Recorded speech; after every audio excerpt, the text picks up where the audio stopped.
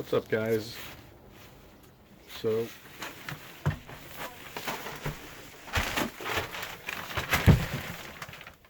did all this grinding last night. Smoothed all the rough glass and all the crappy coring off here. So it's all done everywhere. It's a little bit of stuff to pull out here and there with a screwdriver, chisel. But what I've got to do right now, before I start glassing over all of this, is I've got to take